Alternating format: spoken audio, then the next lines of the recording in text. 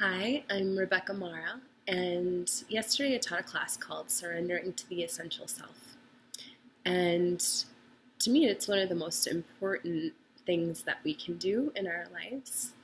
I'm writing a book right now called The Lightworkers Manifesto, and that is the number one principle that we connect before we do anything, before we think anything, before we communicate with another person or relate with another person, before we do something, before we think, before we experience an emotion, that we connect to our essential self.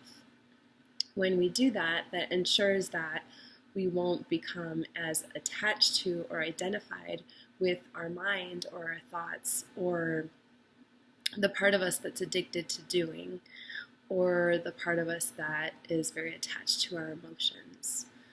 When we are connected to the essential self, there is a vibrational difference between what we are experiencing and any lower vibrational thoughts or pictures in our mind, any lower vibrational beliefs, thoughts, emotions.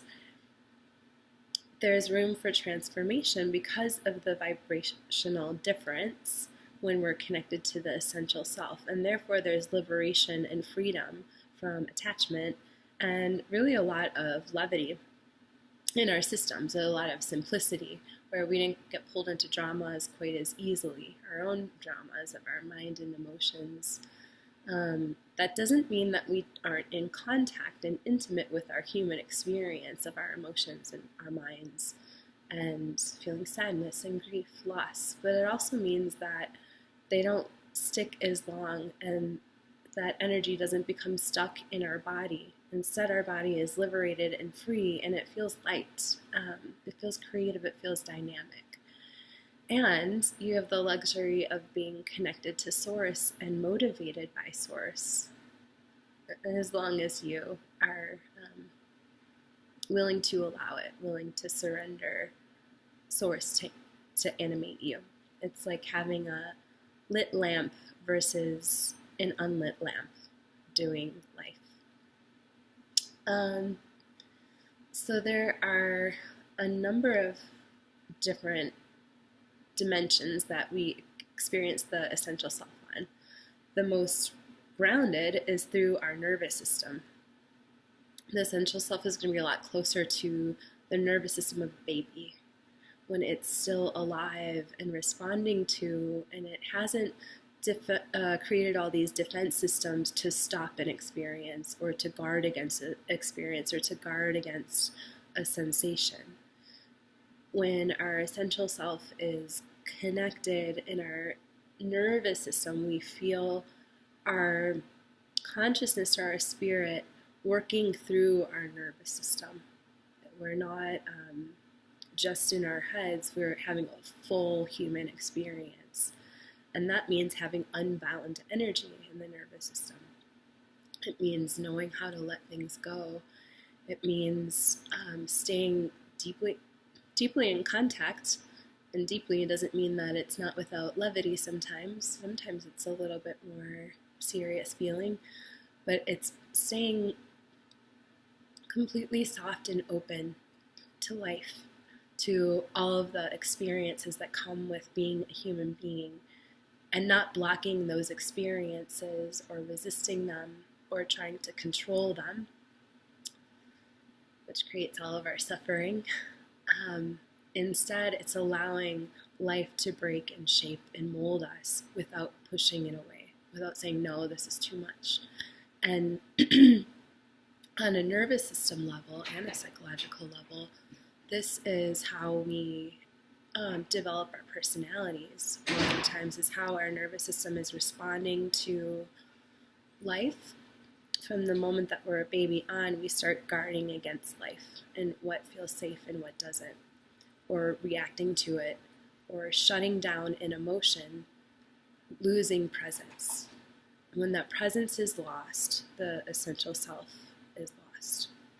Because we're not able to feel the emotion, a lot of times we pop into our head instead, and then there's a disconnect, and the consciousness somewhere becomes trapped in our body, and we are so sophisticated at doing everything possible to stop ourselves from feeling it, unfortunately. Um, the This is where, on a nervous system level, the main disconnect starts to happen. Is we can't feel our feelings, we can't feel ourselves, and it's really hard to find someone that can help us learn how to feel that. Not in our mind, it's being completely alive and connected. But you know that feeling when you feel the most real? Sometimes that feeling happens when we're first in love, where we feel really real and our face opens and our whole system is open, and we just want to show that person what the beauty of life is like to us. And we just want to show them kind of the magic of us. It's almost like we pop out of our skin and all of a sudden we're here and we're alive. And that's kind of a drugged version of what the essential self feels like. And it's also the kind of experience that you would have if a angel was right in front of you, like for real, and you could feel its presence or the presence of God or spirit, and what it would feel like to have your being and yourself mirrored in its presence and its light in that unconditional love. When there's unconditional love, when we allow ourselves to be loved by Source, or when we allow ourselves to be part of the divine, we're willing to let go of our control and the parts of us that are afraid because they haven't been loved. There is a melting that happens and a feeling of aliveness and deep, deep contact that is extremely rare in our culture, which is also very, very sad. It's a creation of separation. When we can feel ourselves as loved and see that divine in ourselves as well as in those around us, there is the most peaceful and free and liberated field and feeling that enables us to do life from a place where we get to create from joy instead of struggling with our suffering. We get to just kind of drop the suffering that we're used to when that field is activated and mirrored in love or in divine grace or nature, however you experience oneness. That's more of what it feels like. One of the most important things, though, is being able to not be seduced by your mind or your emotions, where whatever your suffering comes from, that isn't more real than your experience on a somatic, kinesthetic level feels real. It's not dissociative and in your imagination, some kind of visual. You feel it in your bones, in your body, in your heart, in your system, and it's open, it's free, it's liberated. That's what awakening is. There's a deep peace because everything is whole, everything is fulfilled in that moment. You have a deep contact with that essential self. And from there, we get to create from play, from joy. And we don't have to figure things out. It just comes to us. You'll know you can have power and you can have a big impact on the world, but it's so much easier when we're not trying so hard, when we aren't focused on controlling something. When we're connected to that essential self, the creation happens inevitably. You are just lit up. You have so much energy because it's not bound in consciousness that got stuck. It's not bound in emotions that haven't been processed. It's not bound in mental control, figuring things out. Is it right or is it wrong? Is it good or is it bad? It just doesn't exist from a place of presence with that essential self. But when you do create, it's like, let's spread this light. Like, I want to spread this light. I want to spread this. I want to experience myself as a spirit creating through a human body. And that's a really fun place to be. That's what true freedom and liberation is like. And I want to see that happen in our whole planet, because right now humans are suffering, especially in our culture. People are very, very separate. The bonds between humans are very, very limited. People are lonely, they're isolated, they haven't found a way, a lot of times, to have a spirituality that feels right to them. There's a loss of knowing how to connect to source or knowing how to connect to our own spirits. There's a lot of information out there, tons of books, lots of videos, and yet everyone seems to be grasping and continuously looking. When you're connected to that essential self, you don't need to read a book or watch a video on something. The information comes after you experience it. You recognize your life to already be full, already be whole, and the words and the information come afterwards. So when I'm reading a book like Eckhart Tolle or something like that, or any energy healing book, I like it because it validates an experience I've already had. So I'm not trying to figure something out on a conceptual level.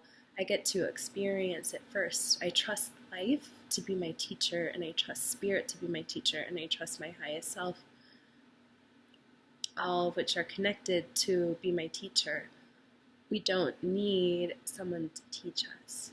We could have someone help us along the way, or help pull us out of the rubble or the illusion.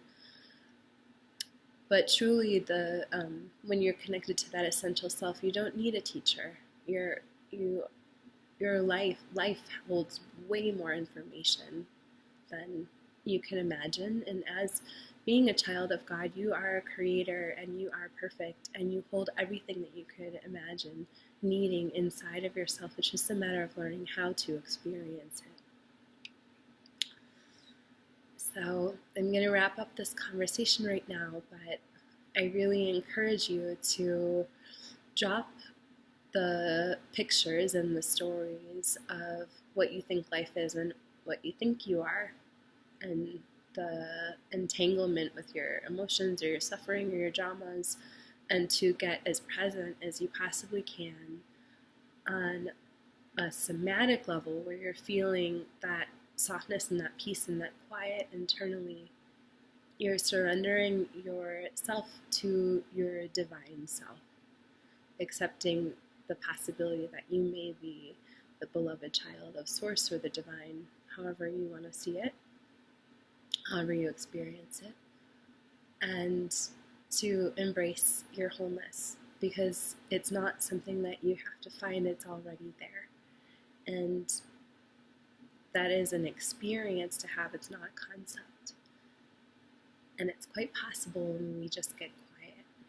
So I suggest that if it feels challenging to you, that you find maybe an energy worker or a body worker who can help mirror that essential self back to you, so you know what it feels like.